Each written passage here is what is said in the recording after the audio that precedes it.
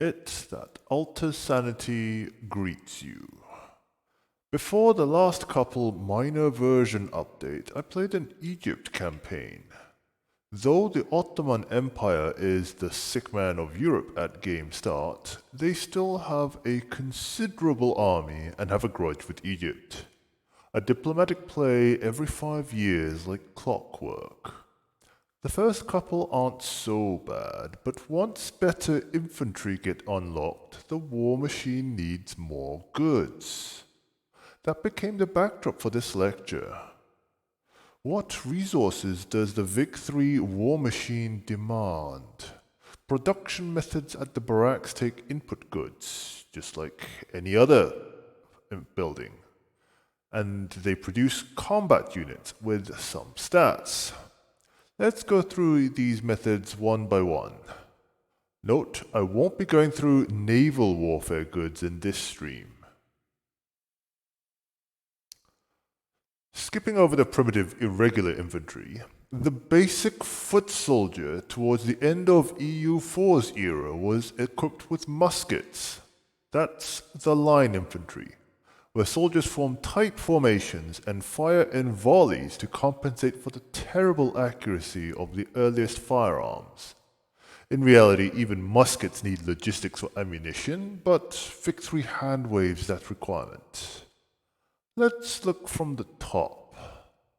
A nation must know how to make muskets to open arms industry buildings. These muskets need iron and hardwood to make. Nations also need to know what to do with muskets to field infantry, line infantry. There's a good chance your starting nation can meet these requirements trivially at game start. Just to show that even trivial requirements are complex, here's the same diagram, but with the source of each good charted out. A logging camp makes wood and hardwood. The wood gets used to make tools, which in turn dig out iron. Now the iron and hardwood makes the muskets. Tools and irons require know-how to even make the buildings. Again, they're Era 1 tech, so chances are your starting nation knows them. Suppose you discover how to make rifles. Your army is still forming dense lines, but now you want to produce small arms faster. The cost of implementing the upgrade is replacing iron for steel and adding tools, which you were already making to mine iron. The most basic method of making steel requires iron and coal. Suppose we want to upgrade the tool production method too. What does all this take? Here's the same diagram, but with pig iron tools and still using basic methods elsewhere. The tooling workshop still needs wood, but now it takes iron too. The output then circles back into the iron mines, which is not shown on this diagram, to get more iron. Getting the coal out also takes tools. The lines cross, but steel does not require tools to make. Now, suppose your nation invents general staff, so infantry can skirmish. Before you turn on the new production method for improved combat stats, have you prepared your economy for the consequence? In addition to all the infrastructure for producing small arms, you now need ammunition. Just building the plant where it's produced is another research. The percussion cap. Making ammunition needs explosives, which can't be produced until you've researched intensive agriculture. Note, this is a production tech. Military innovation requires production innovation to make it happen. Also required for ammunition is lead. This caught me out on my first attempt as Egypt. Where will you get your lead? Egypt's starting territory only has it in Sinai, which is a very sparse population, so you can't scale it. Maybe there's some way to micro out the immigration, but in general, Egypt wants a source of lead in a populous region. Ottomans have that lead. There's other surrounding regions with lead potential. Point is, you want to plan ahead and secure your source early on so your infantry can keep up with the arms race. This could mean delaying other efforts like getting a train network going. That in turn will encourage development in coastal states so you can scale infrastructure with ports instead of rail. Especially as you don't need lead early on. This is the other early game use of lead. When you're worried about war from a strong neighbor, you're not going to be that concerned with making glass at a faster rate. Eventually you want lead to make telephones, but that's Era 4. The need for munitions will hit you sooner than that.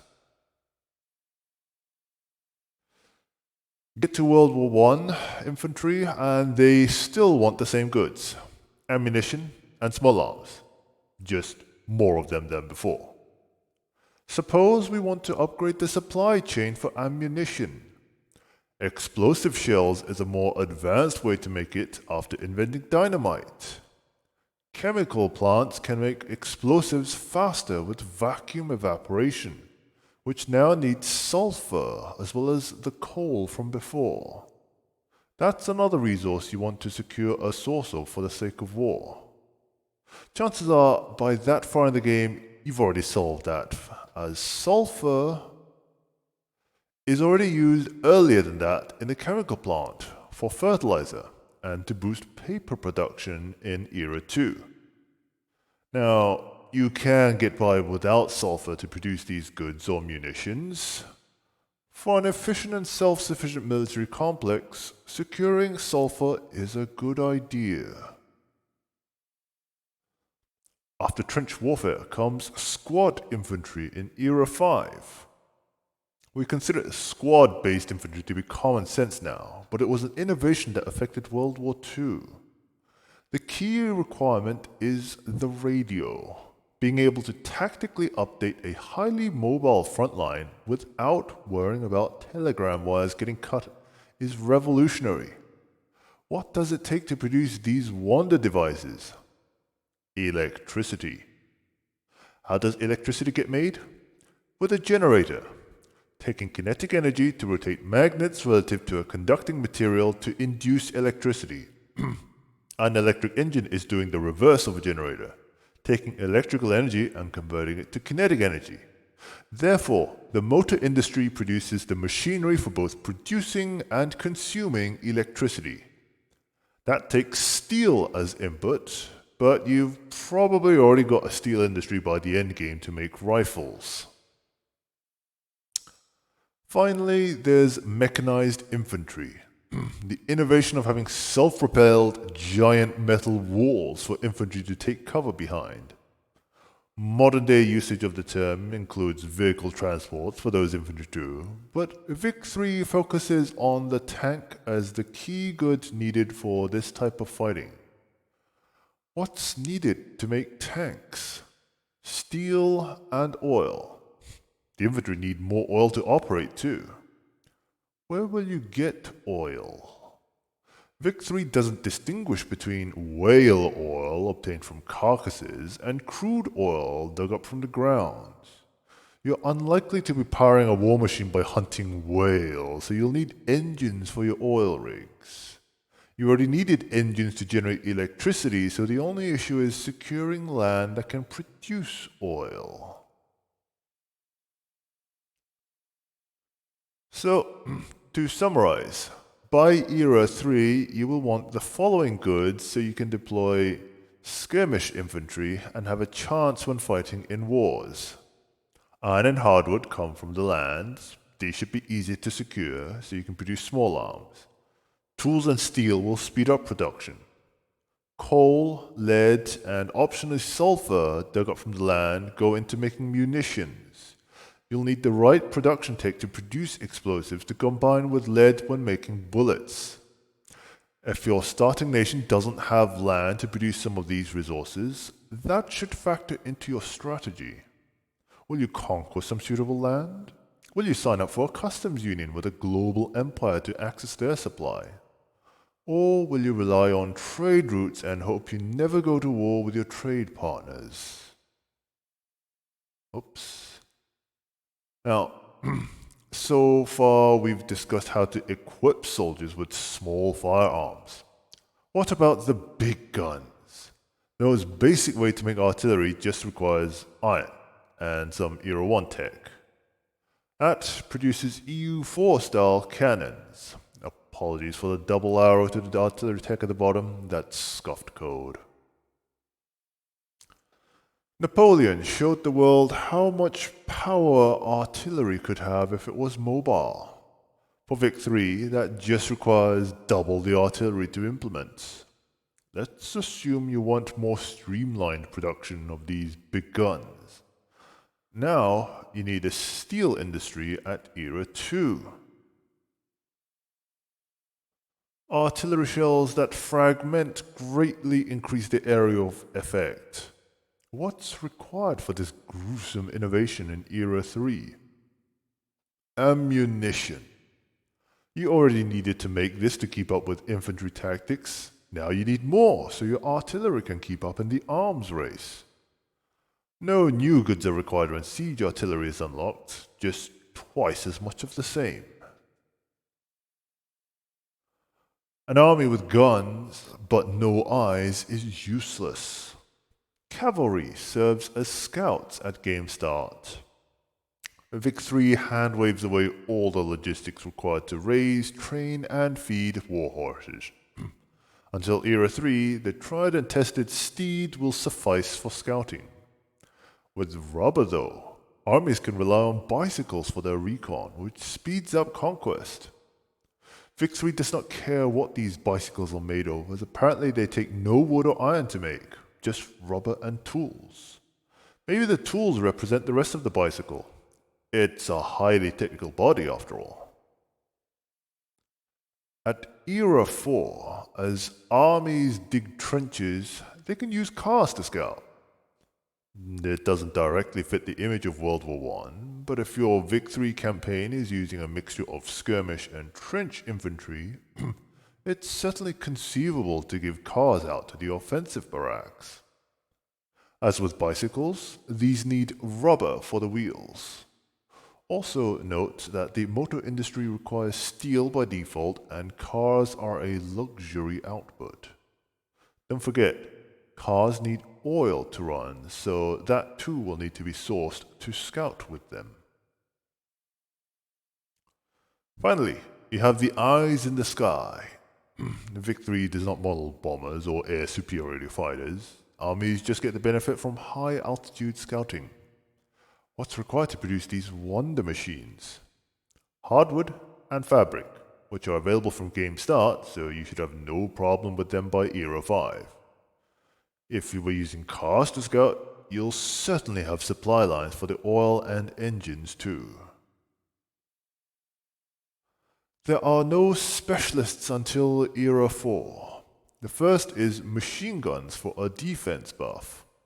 It takes the same inputs as regular infantry by this point, small arms, and ammunition. What do rifles want to be produced efficiently in this era? Oil. Gun maintenance involves lubricating the moving parts. The next specialist is in Era 5, the Infiltrator, for extra offense and land conquest speed. Chances are you'll be preparing for squad infantry anyway, so you should be making radios. Let's look at what new goods are required for advanced explosive production. Electricity. The flamethrower wants small arms and oil. It provides even more offense, albeit without the faster conquest speed. No special requirements for this stage of the game. You've already set up all these industries by now. Finally, chemical warfare wants oil and artillery. Vic-3 does not model chlorine, so these more mundane goods are all that's needed. This way of fighting became a war crime in 1949 when the Geneva Convention was signed. That's beyond the end of Vic-3. Atrociously large offense buffs at the cost of slow advance because your own soldiers don't want to go near what you're spraying across the land. Last group of production methods at the barracks is medical care. Wound dressing takes nothing, not even fabric. Presumably, soldiers rip off their uniforms to dress wounds. They need a proper supply of fabric to make bandages for first aid. That and opium, which has alternative uses as far as our population is concerned. The drug that can ruin lives is also used to save lives. If you care for the lives of your soldiers, be sure to secure a supply of this potent substance. This is accessible from the start and can be used soon too. Field hospitals want tools in addition to fabric and opium.